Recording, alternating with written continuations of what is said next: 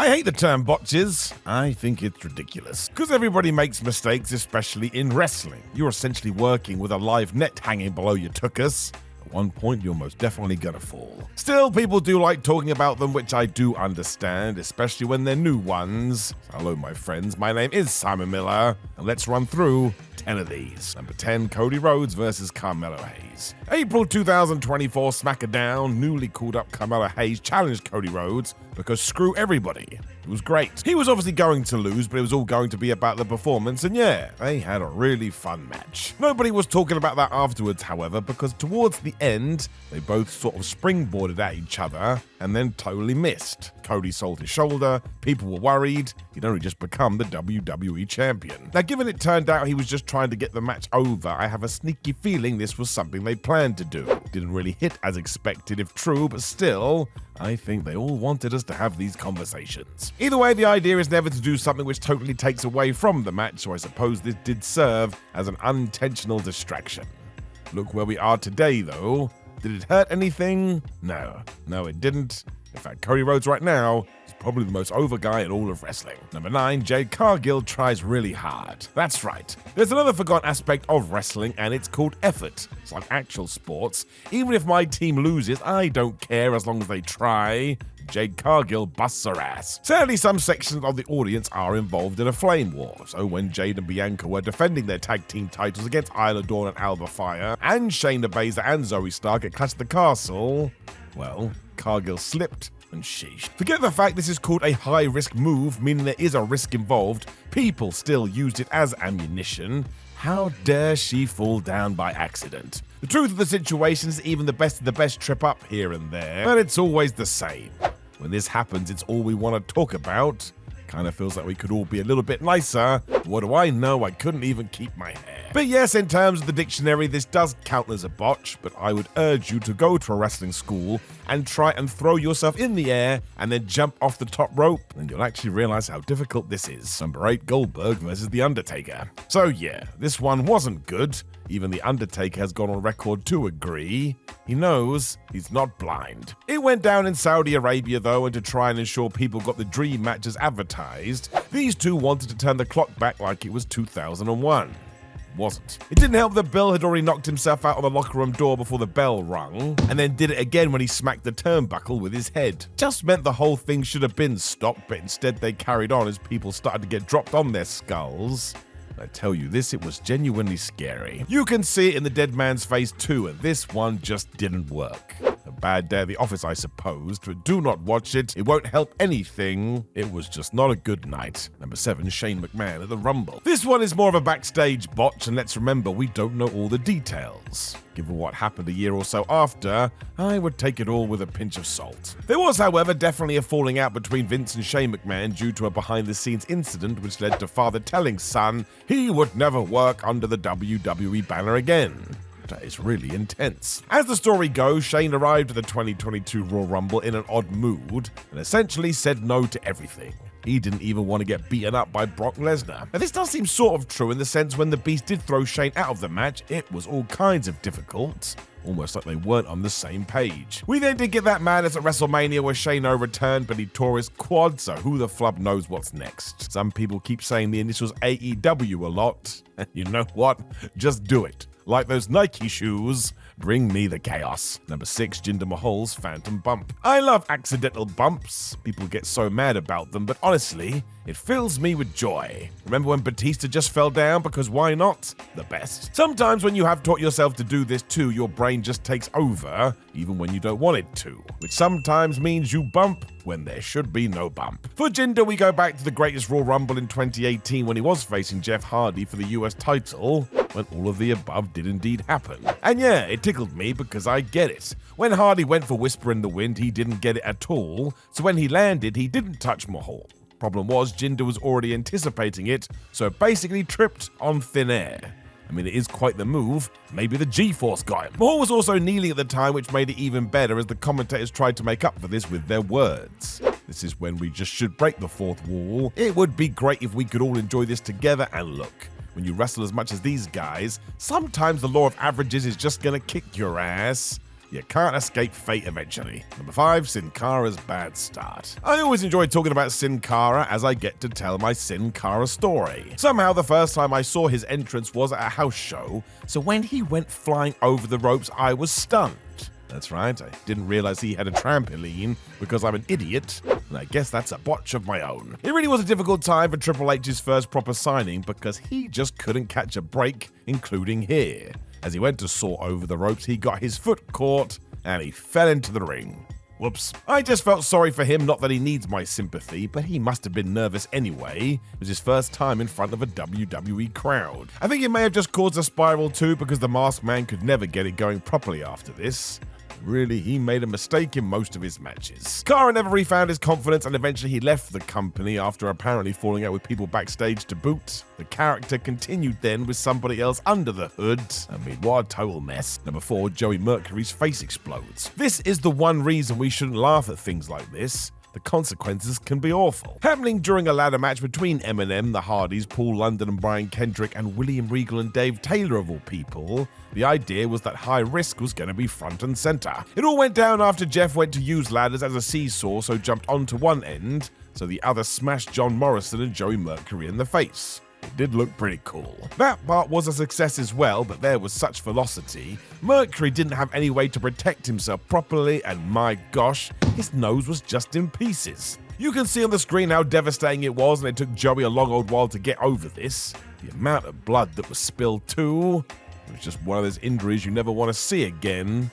Thank goodness he was alright. Number 3, Shawn Michaels doesn't get all of it. Shawn Michaels was just 100% all of the time. It was really quite impressive. This is the same even when he was hurt, which is sort of what led to what did go down at the Royal Rumble in 1998. HBK was still warring with The Undertaker at this point as their mega feud continued, to the point they were having a car skid match. Ruh-roh. Michael still wanted to give the fans what they paid for though, so yep, even though he was dealing with a bad back that basically didn't work anymore, he flung himself onto the coffin, which was just the end. Herniated and crushed discs, the lumbar spine that was mush. This was really, really bad. Shawn knew the risks here too, but still went full board, and as we know after WrestleMania 14, the man was going to go away for a long old time. At one point, he wasn't coming back. Thankfully, he was able to recover, which is when we got Shawn Michaels Part 2, and you know the deal. We now argue about which version was better. Do it in the comments. Number 2, Papa Shango misses his cue. This is another belter. Another reason why I do love some mistakes. I just don't get how it happened because it was the main event of WrestleMania 8. Given every single Mania is considered the biggest of all time, this has to be considered one of the most massive eras of all time too. It always confuses people as well when they see it, because as Hulk Hogan and Sid Justice go to war, Hogan hits the leg drop of doom, and Sid just kicks out. Yep, now this just didn't happen back then, so fans were shocked, as was Hulk. Justice only did this because Papa Shango had missed his cue to interrupt, so he had no choice. I mean, that is wonderful. The Magical Man then remembers, I suppose, so finally arrives, but it's way too late. The whole thing was gone. Thankfully, the live crowd didn't care as moments later the Ultimate Warrior was going to make his big return, but this is still ridiculous. Imagine Seth Rollins at Mania 31 just not coming out with his briefcase. It's exactly the same. The real-life Charles Wright has always said he wasn't given the right cue, and he is likely telling the truth, because let's face it, that is actually the only reason that makes any sense. Number 1, Owen Hart breaks Steve Austin's neck. So this is my final reason why I don't like the word botch. It technically is accurate here, but it takes away from the gravitas of the situation. This was terrible. Happening at SummerSlam 1997, it has always been somewhat confusing too, as both of these guys did chat about the move beforehand and decided doing this version was not a good idea. You then get to the match and Owen Hart went for the Tombstone Piledriver anyway, and yeah. The slow motion footage of this is horrendous. For lack of a better term, it is what happened if you were going to give somebody a pile driver for real. It broke Steve Austin's neck, which would alter his career forever, and left some real bad blood between the two. For whatever reason, Hart just never checked on Austin. So it's a horrible story all around though, and a good reminder how scary wrestling can be.